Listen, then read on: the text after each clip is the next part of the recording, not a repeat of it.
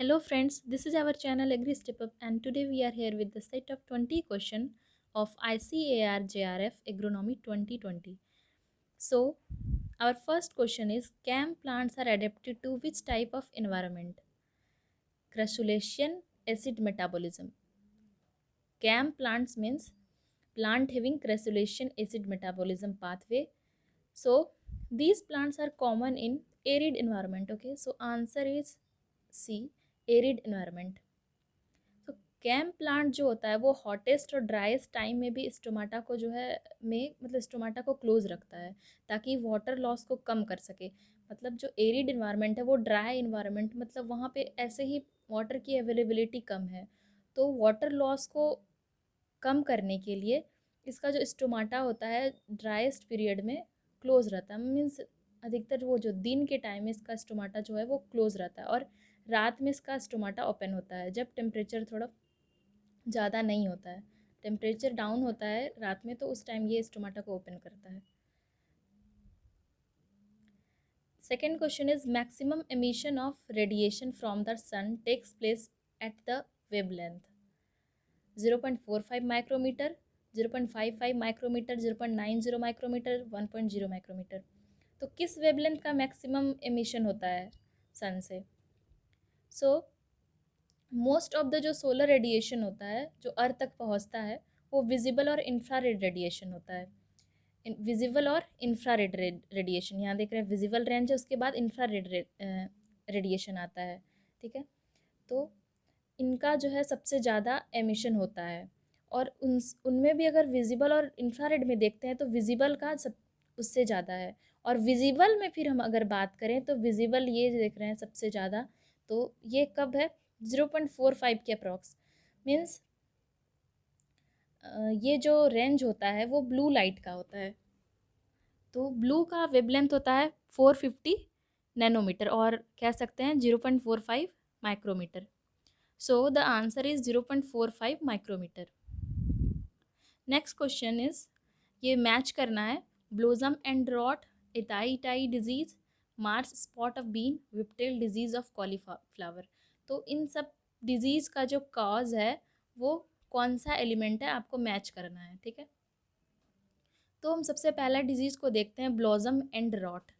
तो ये जो होता है कैल्शियम की डिफिशियंसी से होता है। मतलब इसमें आप देख रहे हैं डायग्राम में फल का जो किनारे वाला पार्ट होता है वो सड़ने लगता है और यह जो धब्बा जो कलर देख रहे हैं वो कलर वेरी कर सकता है, अलग अलग कलर का हो सकता है ये।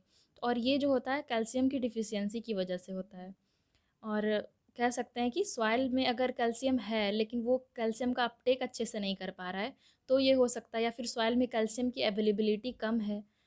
ठीक है, अब दूसरा है इताई डिजीज़। तो अगर लंबे समय से अगर कैडमियम के एक्सपोज़र में रहने पर या फिर कह सकते हैं कि कैडमियम पॉइजनिंग के कारण बहुत लंबे समय से आप कैडमियम के एक्सपोज़र में रह रहे हैं, कैडमियम पॉइजनिंग के कारण यह डिजीज़ होता है ह्यूमन में। ठीक है, तो इताई का मीन्स होता है इट हर्ट्स।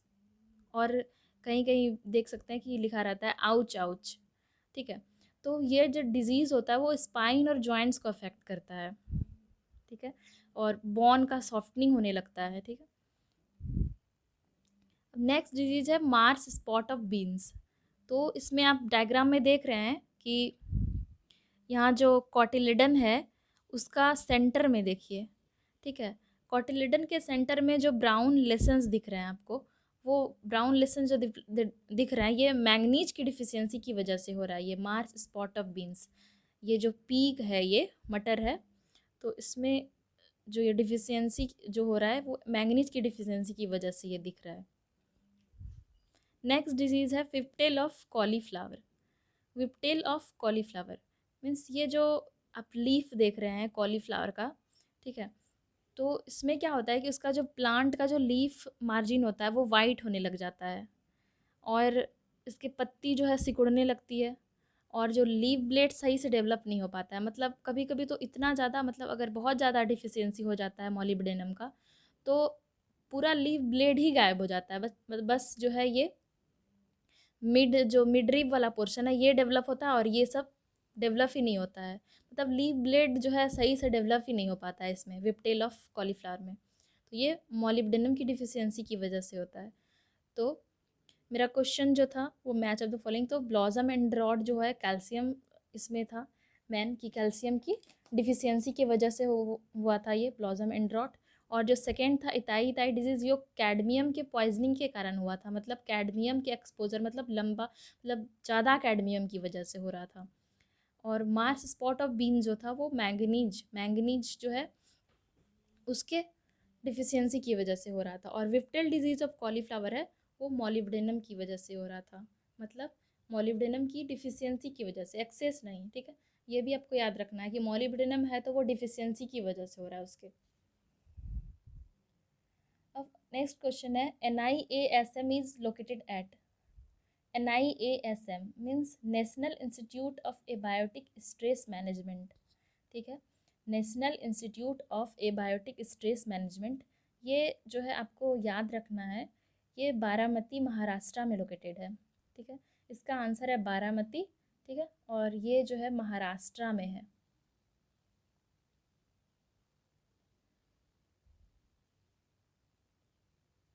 ठीक है, अब नेक्स्ट क्वेश्चन है, which among the following soil resource indicators give the highest priority for evaluating agricultural sustainability?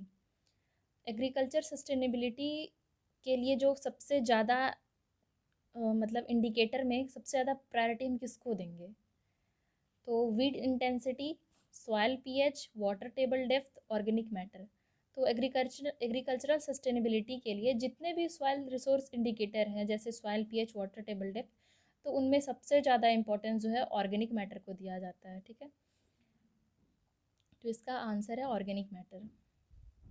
Next question है, desmotubules are identified in which of the following organelle? Golgi bodies, endoplasmic reticulum, cytoskeleton, plasmodesmata, ठीक है। तो यहाँ थोड़ा सा मतलब आप तो ये जान रहे होंगे कि ये सारा जो है सेल ऑर्गेनेल है, ठीक है। और इसका आंसर वैसे प्लाज्मोडेस्माटा है, लेकिन यहाँ पे कभी कभी एंडोप्लाज्मिक रेटिकुलम के साथ कन्फ्यूज़न हो जाता है कि एंडोप्लाज्मिक रेटिकुलम होगा या प्लाज्मोडेस्माटा होगा। तो सबसे पहले मैं ऐसे डायग्राम से एक्सप्लेन करूँगी ताकि आपको हमेशा के लिए याद रहे, ठीक है। आंसर तो इसका प्लाज्मोडेस्माटा है, तो इसको देखते हैं। तो सॉरी, ये एंडोप्लाज्मिक रेटिकुलम जो है और ये जो देख रहे हैं, ठीक है, तो डेस्मोटिब्यूल जो क्या करता है, वो दो एडजेसेंट प्लांट सेल के एंडोप्लाज्मिक रेटिकुलम को, मतलब एक ये इस सेल का एंडोप्लाज्मिक, मतलब सेल 1 का एंडोप्लाज्मिक रेटिकुलम है ये, और ये सेल 2 का एंडोप्लाज्मिक रेटिकुलम है, और ये सेल के बीच का ये सेल वॉल है, क्योंकि हम प्लांट सेल के बारे में पढ़ रहे हैं, ठीक है। तो ये सेल वॉल हो गया। और जो प्लाज्मोडेस्माटा क्या था कि दो सेल को कनेक्ट करने का काम कर रहा था, ये प्लाज्मोडेस्माटा है। लेकिन प्लाज्मोडेस्माटा के अंदर जो एंडोप्लाज्मिक रेटिकुलम का ही एक पार्ट हुआ ना, ये डेस्मोटिब्यूल, ये है डेस्मोटिब्यूल, ठीक है, ये डेस्मोटिब्यूल है, ठीक है। तो एंडोप्लाज्मिक रेटिकुलम को, दो सेल के एंडोप्लाज्मिक रेटिकुलम को ये जोड़ने का काम कर रहा है, ठीक है। मतलब डेस्मोटिब्यूल का काम है कि लिपिड मॉलिक्यूल्स को एक सेल के ईआर से, एक सेल के ईआर से दूसरे सेल में भेजना, ठीक है। मीन्स डेस्मोटिब्यूल ट्रांसपोर्ट और कम्युनिकेशन का काम करता है। तो आप प्लाज्मोडेस्माटा और डेस्मोटिब्यूल में कभी कंफ्यूज मत होना, क्योंकि डेस्मोटिब्यूल जो है वो प्लाज्मोडेस्माटा में ही है, ठीक है, प्लाज्मोडेस्माटा में है और एंडोप्लाज्मिक रेटिकुलम का पार्ट है, ठीक है। तो क्वेश्चन क्या था मेरा? क्वेश्चन था desmotubule are identified in which of the following organelle? तो आंसर क्या होगा? प्लाज्मोडेस्माटा, ठीक है। एंडोप्लाज्मिक रेटिकुलम का पार्ट है, लेकिन ये प्लाज्मोडेस्माटा के अंदर जो है आइडेंटिफाई किया जाता है। नेक्स्ट क्वेश्चन है, given below are two statements. Statement 1 है, potassium is accumulated passively by both the cytosol and vacuole when extracellular potassium ion concentration are very low, in which case it is taken up actively. And statement 2 is, nitrogen is an important element that participate in the opening and closing of stomata. और answer आपको बताना है, both statement जो है वो correct है या मतलब फॉल्स है, या फिर कौन सा स्टेटमेंट करेक्ट है। आपको पहले दोनों स्टेटमेंट के को समझना है अच्छे से, ठीक है। तो सबसे पहले सेकंड ऑप्शन को देखते हैं। Nitrogen is an important element that participate in the opening and closing of stomata. तो ये तो ऑप्शन जो है वो सही नहीं है। नाइट्रोजन ये गलत लिखा है, वे पोटेशियम आयन होगा। पोटेशियम आयन जो होता है वही ओपनिंग और क्लोजिंग ऑफ स्टोमाटा के लिए रिस्पॉन्सिबल है, ठीक है। तो पोटेशियम आयन का कंसंट्रेशन क्या होता है कि जब गार्ड सेल में, ठीक है, यहाँ देख रहे हैं कि जब गार्ड सेल में पोटेशियम आयन का कंसंट्रेशन ज़्यादा हो जाता है, तो अगर कोई चीज़ का कंसंट्रेशन सेल के अंदर ज़्यादा हो जा रहा है तो वो हाइपरटोनिक बना देगा उस चीज़ को। गार्ड सेल को यहाँ पोटेशियम आयन जो हाइपरटोनिक बना देता है, जिससे क्या होता है कि वाटर का एंट्री गार्ड सेल के अंदर होने लग जाता है। और आपको पता होगा कि वाटर के इंटेक से जो है, वाटर के जब कोई चीज़ में इंटेक होगा तो वो चीज़ स्वेल कर जाएगा, तो ये गार्ड सेल यहाँ स्वेल कर जाता है। मीन्स गार्ड सेल जो है वो टर्जिट हो जाता है, और टर्जिट हो जाने के कारण जो है वो स्टोमाटा क्या होता है, ओपन हो जाता है, खुल जाता है, ठीक है। तो ये तो पोटेशियम आयन होना चाहिए था। अब फर्स्ट स्टेटमेंट है, potassium is accumulated passively by both the cytosol and vacuole when extracellular potassium ion concentration are very low, in which case it is taken up actively। तो जब पोटेशियम आयन का concentration लो होता है तो इसका active transport के through Uptake होता है। तो ये क्या है, तो जो है फर्स्ट ऑप्शन तो करेक्ट है और सेकंड ऑप्शन जो है फॉल्स है, ठीक है। अब नेक्स्ट क्वेश्चन है, given below are two statements. Statement one है, India ranks first in the global market of essential oils of aromatic plants, and statement two is production of essential oils of aromatic plants ranges from 22,000 to 23,000 ton per year. तो ये दोनों statement तो ये data based question है तो आपको याद रखना होगा ये। तो इसमें से दोनों ही स्टेटमेंट करेक्ट हैं, ट्रू हैं, ठीक है। मीन्स इंडिया जो है ग्लोबल मार्केट में इसेंशियल ऑयल के लिए जो है वो फर्स्ट रैंक पे है, ठीक है। और इसका जो है प्रोडक्शन है 22,000 टू 23,000 टन पर ईयर है, ठीक है। नेक्स्ट क्वेश्चन है, what will be the effect of tillage on thermal conductivity of soil. Soil के थर्मल कंडक्टिविटी पे डिलेज का क्या इफेक्ट होता है। Remain unchanged, decreases, increases, first increases then decreases, क्या होगा। तो सॉइल थर्मल कंडक्टिविटी को पहले समझिए कि इसका मतलब क्या है। मतलब सॉइल जो है वार्म और कूल हो रहा है, गर्म और ठंडा हो रहा है एनर्जी एक्सचेंज की वजह से, लाइक कंडक्शन से, कन्वेक्शन से, रेडिएशन से। मतलब सॉइल में ऐसा नहीं है कि सॉइल का टेम्परेचर हमेशा कांस्टेंट रहता है, गर्म और ठंडा होते रहता है, ठीक है। तो इस पर टिलेज का क्या इफ़ेक्ट पड़ता है। तो आप जानते हैं कि टिलेज जब होता है, टिलेज जब करते हैं तो क्या होता है कि सॉइल का पोरोसिटी बढ़ता है, ठीक है। और ये भी आपको याद रखना होगा कि यहाँ पे सॉइल थर्मल कंडक्टिविटी जो है वो डिक्रीज़ करता है, ठीक है, डिक्रीज़ करता है। तो इसके साथ एक क्वेश्चन फिर से ये पूछा जा सकता है आपसे कि क्ले सॉइल है, ठीक है, आपको क्ले सॉइल दिया गया है और सैंडी सॉइल दिया गया है, और दोनों का जो है थर्मल कंडक्टिविटी पूछा जा रहा है कि किसका ज़्यादा है और किसका कम है। तो आप यहाँ कंपेयर करने दिया जा सकता है। तो ये आपको पता होना चाहिए कि क्ले का जो है, ऐसे भी हमने देखा कि पोरोसिटी से हम रिलेट तो नहीं कर सकते हैं, लेकिन पोरोसिटी जो है वहाँ बढ़ रहा था टिलेज से और सॉइल थर्मल कंडक्टिविटी घट घट रहा था। और यहाँ भी आप जानते हैं कि क्ले का जो है पोरोसिटी क्या होता है, वो ज़्यादा होता है ना, इसका पोरोसिटी ज़्यादा है, ठीक है, पोरोसिटी ज़्यादा है।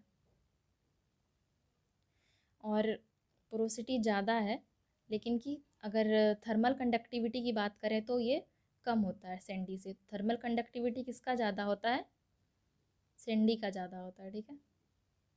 और थर्मल कंडक्टिविटी इससे बोल सकते हैं कि जो सॉइल के अंदर जो वाटर रहता है उसकी वजह से भी हम बोल सकते हैं कि वो टेम्परेचर को डिक्रीज़ इंक्रीज़ करता है कि वाटर कंटेंट कितना है सॉइल के अंदर। Next question, under dryland farming which practice is most prominent. Single cropping, double cropping, relay cropping, multiple cropping. Dryland farming के बारे में आप जानते होंगे। तो ड्राईलैंड फार्मिंग उसे कहते हैं जहाँ रेनफॉल जो है लेस देन 800 मिलीमीटर होता है, ठीक है। और इसमें क्या होता है कि इसका कंस्ट्रेंट यहाँ विंड एरोजन, वाटर इरोजन दिया है वहाँ, मतलब टेबल के फॉर्म में मैं मतलब यहाँ दिया है ड्राईलैंड फार्मिंग और रेनफेड फार्मिंग के बारे में, दोनों में कंफ्यूज मत होइएगा। तो यहाँ मतलब ड्राईलैंड फार्मिंग जो मॉइस्चर डिफिशियंसी का मेन रीज़न होता है वो क्या है कि इवापो ट्रांसपिरेशन जो होता है वो टोटल प्रेसिपिटेशन से ज़्यादा होता है। अगर जितना ट्रांसपिटेशन नहीं हो रहा है, कह सकते हैं कि जितना बारिश नहीं हो रहा है उससे ज़्यादा कहीं ना कहीं जो है इवापो ट्रांसपिरेशन हो जा रहा है। तो यहाँ तो उसे ही मतलब उस टाइप के लैंड को जो है वो ड्राई लैंड और वहाँ पे जो फार्मिंग करते हैं ड्राई लैंड फार्मिंग बोलते हैं। तो यहाँ जो है सिंगल क्रॉपिंग को अडेप्ट किया जाता है, ठीक है। यहाँ सिंगल क्रॉपिंग को या फिर कभी कभी इंटर क्रॉपिंग भी बोल सकते हैं, इंटर क्रॉपिंग को भी अडेप्ट किया जाता है, ठीक है। उसके लिए सुटेबल है यहाँ का लैंड। तो सिंगल क्रॉपिंग का मतलब समझना होगा आपको। और हाँ, एक चीज़ और कि जो यहाँ पे डबल क्रॉपिंग भी ऑप्शन में था, तो डबल क्रॉपिंग जो है रेनफेड फार्मिंग में अडॉप्ट किया जाता है, ठीक है। तो यहाँ जो ऑप्शन में क्या क्या था, single cropping, double cropping, relay cropping, multiple cropping. तो यहाँ हमने आंसर तो जान लिया कि इसका आंसर है सिंगल क्रॉपिंग, ठीक है। तो आखिर single cropping, double cropping, relay cropping, multiple cropping क्या है? तो सिंगल क्रॉपिंग का मतलब होता है कि सेम क्रॉप को जो है same land per year after year लगाना, एक के बाद एक, मतलब एक ही लैंड में हर बार हर साल जो है एक ही क्रॉप को लगा रहे हैं, ठीक है। डबल क्रॉपिंग जिसे कहते हैं कि सेम ईयर में दो क्रॉप ग्रो करना, मतलब कि हम एक ही साल में जो हम दो क्रॉप को ग्रो कर रहे हैं, ठीक है, एक लैंड पर। तो और मल्टीपल क्रॉपिंग का मतलब क्या होता है, दो या दो से अधिक क्रॉप को सेम लैंड पर एक ईयर में ग्रो करना, ठीक है, एक साल में ग्रो करना।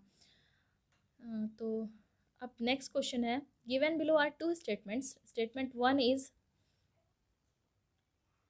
ammonium sulfate can supply nitrogen, calcium and sulfur to crops, and statement 2 is ammonium sulfate is the most suited fertilizer for acidic soil। तो सारे स्टेटमेंट को समझते हैं, ठीक है।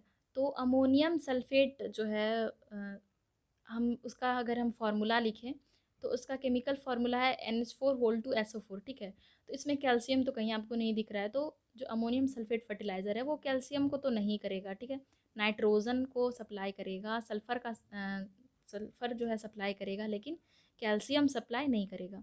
और सेकेंड ऑप्शन स्टेटमेंट है ammonium sulphate is the most suited fertiliser for acidic soil, ठीक है, एसिडिक सॉइल के लिए बोल रहा है। तो अमोनियम सल्फेट फर्टिलाइज़र जो है वो सॉइल की एसिडिटी को और ज़्यादा बढ़ाता है, तो एसिडिक सॉइल के लिए तो ये बिल्कुल भी सुटेबल नहीं होगा, इसलिए both statements are false. Okay, next question is which of the following indicate a situation of hidden hunger in plants. Hidden hunger, ठीक है। तो हिडन हंगर टर्म्स को पहले समझिए कि हिडन हंगर का मतलब क्या है। मतलब एक होता है ना कि हिडन, हिडन मतलब कि छुपा हुआ, दिखता नहीं है जो चीज़, मतलब कि हंगर मतलब क्या है, किसी चीज़ का मतलब जो है ना फूड का रिक्वायरमेंट है और नरिशमेंट का रिक्वायरमेंट है हंगर, ठीक है। मतलब ऐसा मतलब नरिशमेंट का रिक्वायरमेंट है लेकिन हिडन है, वो दिख नहीं रहा है हमें, ठीक है। ऐसा सिचुएशन जब क्रॉप को किसी न्यूट्रिएंट की डिफिशियंसी होती है बट कोई डिफिशियंसी सिम्टम शो नहीं करता है वो क्रॉप, ठीक है। मतलब आप न्यूट्रिएंट दिए जा रहे हैं फिर भी उसका जो है इल्ड में जो है रिडक्शन आपको दिखेगा, कम दिखेगा इल्ड, क्योंकि जो आप न्यूट्रिएंट दे रहे हैं वह प्लांट के लिए सफिशियंट नहीं है, ठीक है। तो इसमें से कौन सा ऑप्शन को दिख रहा है, plant expresses nutrient nutrient deficiency symptom. तो मैंने कहा कि न्यूट्रिएंट डिफिशियंसी सिम्टम को systems sorry, plant express nutrient deficiency symptom यहाँ होना चाहिए, सॉरी, ओके, सिम्टम है ये, symptoms when nutrient is deficient. तो वो तो सिम्टम को कभी भी एक्सप्रेस नहीं करता है, उसी को हिडन हंगर बोलते हैं, तो ये ऑप्शन तो गलत हो गया। Plant register sir yield reduction without expressing deficiency symptom, yes, मतलब हम सिम्टम को जो है प्लांट वो एक्सप्रेस नहीं कर रहा है और यील्ड रिडक्शन दिख रहा है, ठीक है। यही तो मैंने कहा कि अभी बताया हिडन हंगर इसे ही कहते हैं। और थर्ड ऑप्शन है plant nutrient is insufficient quantity but seems to be deficient, बोल रहा है कि सफिशियंट क्वांटिटी में दे रहा है लेकिन डिफिशियंट दिख रहा है, ऐसा तो मैंने नहीं कहा। और फोर्थ ऑप्शन है plant is unable to express symptom due to other elements, ऐसा नहीं है। तो कि दूसरे एलिमेंट के कारण वो सिम्टम को एक्सप्रेस नहीं कर पाते हैं, ऐसा नहीं है, ठीक है, कि कोई एक एलिमेंट की वजह से दूसरा एक्सप्रेस नहीं कर पा रहा है, इसे हिडन हंगर नहीं कहा जाता है, ठीक है। तो आंसर इसका क्या होगा, plant register serve yield reduction without expressing deficiency symptoms। Next question, an amino acid induced during moisture stress condition and also known as stress indicator is serine, tryptophan, glycine, proline। ठीक है। तो proline जो है इसका answer है, मतलब ये moisture stress condition में बोल सकते हैं कि स्ट्रेस इंडिकेटर का काम करता है। जैसे कि मॉइस्चर स्ट्रेस बोल सकते हैं, या फिर कभी कभी जो है मॉइस्चर स्ट्रेस जैसे ड्राउट कंडीशन हो गया, और कभी कभी एसिडिटी सॉरी सैलिनिटी कंडीशन में भी ये स्ट्रेस इंडिकेटर का काम करता है। तो प्रोलीन जो एक अमाइनो एसिड है, ठीक है, अमाइनो एसिड है जो ऑस्मो टॉलरेंट की तरह और न्यूट्रिशनल सोर्स की तरह काम करता है। ठीक है, जैसे कि प्रोलीन जो है ऑस्मोलाइट को बैलेंस करने का काम करता है, मीन्स ये एक डिफेंस मैकेनिज्म की टाइप का हुआ। ठीक है, तो इसका आंसर आपको याद होना चाहिए कि प्रोलीन है इसका आंसर। ठीक है, एन अमाइनो एसिड जो ये इस मॉइस्चर स्ट्रेस कंडीशन का जो है एक तरह से बोल सकते हैं ये एक स्ट्रेस इंडिकेटर है। तो प्रोलीन एक स्ट्रेस इंडिकेटर है। ठीक है, Diara land comes under salt affected areas, high rainfall areas, flood prone areas, arid areas. तो दियारा लैंड जो होता है वो फ्लड प्रोन एरियाज में आता है। ऑप्शन सी इसका आंसर है। ठीक है, जैसे कि गंगा रिवर हो गया या फिर महानदी, ठीक है, उसके बीच में जो सैंड का डिपोजिशन हो जाता है, मतलब बहुत दिन से हुए जा रहा है डिपोजिशन, तो वो एरिया जो है दियारा लैंड इसको बोल सकते हैं। ठीक है, बिहार के अंदर में भी बहुत सारे बिहार दियारा लैंड आते हैं। ठीक है, तो नेक्स्ट क्वेश्चन है what is the unit of SAR, sodium adsorption ratio. ठीक है, SAR का क्या है यूनिट? तो SAR क्या होता है? Sodium adsorption ratio. ये जो होता है वो इरिगेशन वाटर क्वालिटी पैरामीटर है। इरिगेशन वाटर के क्वालिटी को बताने का एक पैरामीटर हुआ कि सोडियम अफेक्टेड अगर सॉइल है तो वहाँ SAR का यूज़ करते हैं, SAR टर्म का। ठीक है, तो इसका फॉर्मूला है कंसंट्रेशन ऑफ सोडियम आयन। ठीक है, concentration of sodium ion by under root calcium ion, concentration of calcium ion plus concentration of magnesium ion. तो इसका आंसर तो मैंने बता दिया है यहाँ पर, लेकिन आप अगर सोचिए कि यहाँ पे सबसे पहले जो कंसंट्रेशन है सोडियम आयन का, इसको कौन से यूनिट से एक्सप्रेस करते हैं, इसका कौन सा यूनिट है, या फिर कैल्शियम आयन का या फिर मैग्नीशियम आयन कंसंट्रेशन का यूनिट क्या है? तो ये इसका यूनिट है मिली इक्विवेलेंट पर लीटर। ओके, तो इसका यूनिट है ये जो बी ऑप्शन दिख रहा है, इसका यूनिट ये है मिली इक्विवेलेंट पर लीटर। जितने भी आयन को एक्सप्रेस करते हैं मिली इक्विवेलेंट पर लीटर में एक्सप्रेस करते हैं। तो सोडियम एडजॉर्प्शन रेशियो का क्या हो जाएगा यूनिट? मिली इक्विवेलेंट पर लीटर पर रूट, मतलब ये 0.5 है, मतलब कह सकते हैं कि 1/2, मतलब अंडर रूट मिली इक्विवेलेंट पर litre. Okay, next question is which of the following weed has a cup shaped corolla. तो कौन से वीड का कोरोला जो है कप शेप्ड का होता है, कप के शेप का होता है? तो ये तो वीड का आप जब तक डायग्राम नहीं देखेंगे तब तक आपको पता नहीं चलेगा। तो इसका आंसर फ़िलहाल तो आप याद कर लीजिए। ठीक है, इसका आंसर है कॉन्वोल्वुलस आर्वेंसिस। तो यहाँ जैसे आप देख रहे हैं कि इसका जो कोरोला है यानी कि पेटल्स जो है वो कौन कप शेप के दिख रहे हैं। मीन्स जो कोरोला किसको बोला जाता है? Group of petals. तो ये जो है क्या है? कप शेप का है, कन्वोल्वुलस आर्वेंसिस। Which of the following is a hollow root parasite? Loranthus, Striga, Orobanca and Cuscuta. Holo root parasite कौन सा है? ठीक है, तो होलो रूट पैरासाइट का मतलब क्या होता है? तो ऐसा ऑर्गेनिज्म जो अपने सर्वाइवल के लिए पूरी तरह से किसी होस्ट पर डिपेंड करता है। ठीक है, सबसे पहले होलो मतलब क्या होता है? मतलब पूरी तरह से, कंप्लीटली। ठीक है, ट्रू रूट पैरासाइट बोल सकते हैं, ट्रू, या फिर एकदम होल, कंप्लीट। ठीक है, तो ट्रू रूट पैरासाइट बोल रहा है तो पूरी तरह से जो है, मतलब रूट पे अगर है, ठीक है, रूट पे डिपेंड कर रहा है पूरी तरह से, दूसरे ऑर्गेनिज्म पे डिपेंड कर रहा है। ठीक है, तो इसका आंसर क्या है? इसका आंसर है ओरोबेंका। ठीक है, ओरोबेंका। अब है लोरेंथस स्ट्रीगा कस्क्यूटा। मैंने यहाँ पर लिख दिया है, लोरेंथस एग्जाम्पल है सेमी स्टेम पैरासाइट का, स्ट्रीका है semi root parasite and Cuscuta है होलो स्टेम पैरासाइट का। तो लोरेंथस आपको पता होना चाहिए कि जो सेमी स्टेम पैरासाइट क्यों इससे बोला गया। Semi means half. ठीक है, मतलब पूरी तरह से वो स्टेम पैरासाइट नहीं है, मतलब होलो स्टेम पैरासाइट ये नहीं है। मीन्स कोई ऑर्गेनिज्म जो नरिशमेंट के लिए होस्ट पर पार्शली डिपेंड करता है, ठीक है। जैसे कि स्टेम पर स्टे करेगा, ठीक है, जैसे यहाँ लिखा है स्टेम, तो ये स्टेम पर स्टे करेगा, ठीक है। और वाटर और मिनरल जो है वो क्या करेगा कि वाटर लेगा और मिनरल लेगा, किससे लेगा, होस्ट से, ठीक है। वाटर और मिनरल लेगा होस्ट से। तो अब है सेमी रूट पैरासाइट, ठीक है। सेमी रूट पैरासाइट इसका मतलब क्या हुआ, तो इसका मतलब हुआ सेमी मीन्स क्या होता है, सेमी मीन्स पूरी तरह से वो डिपेंड नहीं करता है, ठीक है। पैरासाइट जो है पूरी तरह से होस्ट पर डिपेंड नहीं करता है। और कस्क्यूटा जो है होलो स्टेम पैरासाइट है, ठीक है। कस्क्यूटा अमरबेल जो आप देखते हैं बहुत से पेड़ों पर वो घिरे रहते हैं, ठीक है। तो होलो स्टेम पैरासाइट का एग्जांपल कस्क्यूटा है। तो कस्क्यूटा जो होता है वो रूटलेस होता है और येलो कलर का स्टेम होता है, ठीक है। येलो कलर का उसका स्टेम होता है और इसमें जो होता है हॉस्टोरियम ये डेवलप कर लेता है। जो कस्क्यूटा है वो हॉस्टोरियम डेवलप करता है, ठीक है, हॉस्टोरियम। और ये जो हॉस्टोरियम है वो डायरेक्ट जो है होस्ट प्लांट के जाइलम और फ्लोएम तक जो है वो एंटर कर जाता है, ठीक है, और वाटर और फूड वहाँ से लेता है, ठीक है। मीन्स पूरे प्लांट जो है वो होस्ट के स्टेम पे रह रहे हैं, ठीक है। पूरा स्टेम को घेर के रखा हुआ है, पूरा स्टेम पर स्टे कर रहा है और नरिशमेंट के लिए पूरी तरह से होस्ट पर डिपेंड है। मतलब जाइलम और फ्लोएम तक पहुंचा हुआ है, मतलब जाइलम से वाटर लेगा और फ्लोएम से फूड लेगा, ठीक है। तो कस्क्यूटा एग्जाम्पल है होलो स्टेम पैरासाइट का, ठीक है।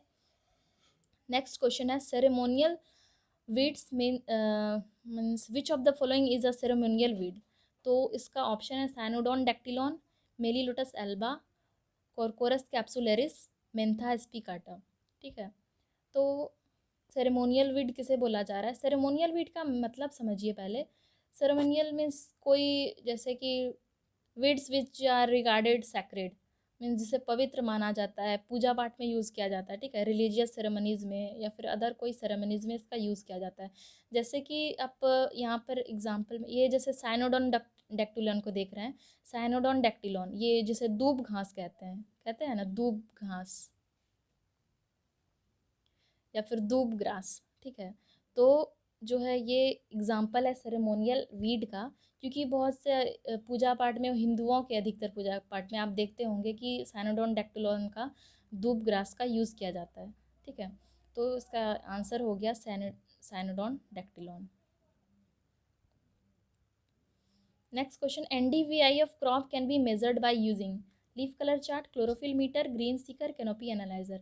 तो NDVI को डिटेल्स समझने के लिए आप मेरे चैनल पर जाकर इसके बारे में जान सकते हैं, मैं इसका वीडियो पहले डाल चुकी हूँ। तो NDVI का मतलब होता है नॉर्मलाइज डिफरेंस वेजिटेशन इंडेक्स, ठीक है। तो ये जो है एक वेजिटेशन को मेज़र करने का इंडेक्स है। मतलब किसी जगह में वेजिटेशन हेल्दी है या स्ट्रेस्ड है तो इससे हम जो है NDVI से मेज़र करते हैं, ठीक है। तो NDVI का जो फॉर्मूला है NIR माइनस रेट और NIR प्लस रेट, जो ये होता है, आप वीडियो में जाकर समझ सकते हैं। तो इसका जो है NDVI को हम ग्रीन सीकर इंस्ट्रूमेंट से मेजर करते हैं, तो ये आप याद रखिए कि ग्रीन सीकर इंस्ट्रूमेंट का यूज़ करते हैं यहाँ पे NDVI को मेज़र करने के लिए, ठीक है। एंड अब हम सारे को टर्म को समझते हैं कि जो लीव कलर चार्ट है इसका मतलब क्या है। लीव कलर चार्ट जो है एक इंस्ट्रूमेंट है, तो इससे क्या करते हैं कि नाइट्रोजन का डायग्नोसिस किया जाता है इससे। मतलब लीफ के ग्रीननेस को देखकर हम उसे हिसाब से क्रॉप का रिक्वायरमेंट देखकर हम नाइट्रोजन देते हैं क्रॉप को, ठीक है। अगर हम दिखेगा कि ये डिफिशियंसी शो कर रहा है तो हम नाइट्रोजन देंगे, ठीक है, क्रॉप को। तो राइस मेज सबके लिए ये जो है ये। नेक्स्ट है क्लोरोफिल मीटर। तो क्लोरोफिल मीटर जो है एक पोर्टेबल डिवाइस है, फील्ड में हम ले जा सकते हैं और क्लोरोफिल कंटेंट यानी ग्रीननेस को मेज़र करते हैं इससे, ठीक है। लास्ट क्वेश्चन है, determine the volume of HCl to prepare 0.6 normality HCl solution, 0.6 normal HCl solution. और इसका स्पेसिफिक ग्रेविटी जो है, इसका बोल सकते हैं कि डेंसिटी दिया हुआ HCl का 1.18 ग्राम पर मिलीलीटर एंड प्योरिटी परसेंटेज जो है वो 35% है, ठीक है। तो आपको बताना है कि वॉल्यूम क्या होगा HCl का, ठीक है, 0.6 नॉर्मल HCl बनाने के लिए। तो सबसे पहले समझिए कि स्पेसिफिक ग्रेविटी जो है दिया हुआ है 1.18 ग्राम पर मिलीलीटर, मतलब हम डेंसिटी जिसे बोलते हैं, मीन्स डेंसिटी का क्या होता है, मास बाय वॉल्यूम, ठीक है, मास बाय वॉल्यूम। तो ये दिया हुआ है 1.18 ग्राम पर मिलीलीटर। इससे हम क्या सकते हैं कि 1 मिलीलीटर में, ठीक है, 1 मिलीलीटर में कितना है, 1 मिलीलीटर में कितना कंटेन कर रहा है HCl, 1.18 ग्राम, ठीक है। तो इससे अगर 1 ml में 1.8 ग्राम HCl है तो 1000 ml में कितना हो जाएगा बताइए, 1000 ml में हो जाएगा 1180 ग्राम, ठीक है, HCl हो जाएगा, ठीक है। जब ये कब होगा, जब एसिड जो है वो 100% प्योर होगा, ठीक है, जब एसिड जो है वो 100% प्योर होगा। अब है कि 35% प्योरिटी का मतलब क्या है, ठीक है, मीन्स यहाँ जो देखा हमने कि 1180 ग्राम HCl है, ठीक है, सॉल्यूशन। तो अगर 100% HCl यहाँ पे हमने माना कि 100% प्योर है, तो अगर 100% HCl सॉल्यूशन में 1180 ग्राम जो है HCl है, तो 35% HCl सॉल्यूशन में कितना हो जाएगा बताइए, यहाँ से निकल जाएगा 4130, मीन्स 100% प्योरिटी अगर है तो इसमें कितना है, मास 1180 ग्राम है HCl का, ठीक है। तो 35% अगर प्योरिटी है तो कितना हो जाएगा, आप नहीं निकाल सकेंगे, इसका हो जाएगा 413 ग्राम पर लीटर निकल जाएगा इसका, ठीक है। अब इसके आगे देखते हैं कि अब 36.5 ग्राम पर लीटर ऑफ HCl जो होता है वो 1 मोल होता है, ठीक है, 1 मोलैरिटी बोल सकते हैं, मोलैरिटी जो क्या बोल सकते, मोलैरिटी का फॉर्मूला होता है मोल पर लीटर, ठीक है। अब मोल जो है HCl का 1 मोल अगर देखें, ठीक है, 1 मोल अगर देखें, 1 मोल में कितना उसका मास होता है 36.5 ग्राम, ठीक है, 36.5 ग्राम होता है। और अगर 1 लीटर देखें तो यहाँ इसीलिए मैंने 1 m लिखा है, ठीक है, यहाँ पे 1 m लिखा है, 1 m मतलब 1 मोलल सॉल्यूशन मतलब हो जाएगा 36.5 ग्राम पर लीटर। तो अगर 36 ग्राम पर litre HCl is equal to 1 molal है, 1 molar sorry molar, so 413 gram पर लीटर इज इक्वल टू कितना, इसका मोलैरिटी कितना हो जाएगा 11.315, ठीक है। आप सॉल्यूशन इसका देखेंगे तो आपका निकलेगा इसका आंसर 11.315 मोलैरिटी इसका आ जाएगा, ठीक है। अब नेक्स्ट क्वेश्चन, मेरा क्वेश्चन में था कि 0.6 मोलर जो है ये नॉर्मल था, नॉर्मल 0.6 नॉर्मल, तो यहाँ HCl है, तो HCl के लिए जो है वो मोलैरिटी और नॉर्मैलिटी क्या होगा, वो इक्वल ही होगा, ठीक है, HCl है तो यहाँ पर 0.6 नॉर्मैलिटी के लिए पूछ रहा था कि कितना वॉल्यूम चाहिए, मीन्स इतना मेरा HCl का मोलैरिटी है अभी, अब कितना वॉल्यूम हमको चाहिए, मतलब M1V1 is equal to M2V2 formula होता है, तो 11.315 into V1 is equal to 0.6 into 1000 litre, क्योंकि मैंने 1000 लीटर मतलब सॉरी 1000 मिलीलीटर के लिए लिया है, मतलब 1 लीटर के लिए मैंने सारा आगे जितना भी मैंने प्रोसीजर किया है पहले 1 लीटर के लिए किया है, ठीक है। तो यहाँ 1000 मिलीलीटर हो गया, तो V2 यहाँ से सॉरी यहाँ पर जो है वो V1 होगा, V2 मैंने लिख दिया है गलती से, तो V1 क्या हो जाएगा इसका, V1 हो जाएगा यहाँ से निकल जाएगा 53.03 ml, ठीक है। तो इसका आंसर क्या है 53.03 millilitre. And last one question for you, आप इसको सॉल्व करिएगा और इसका जो है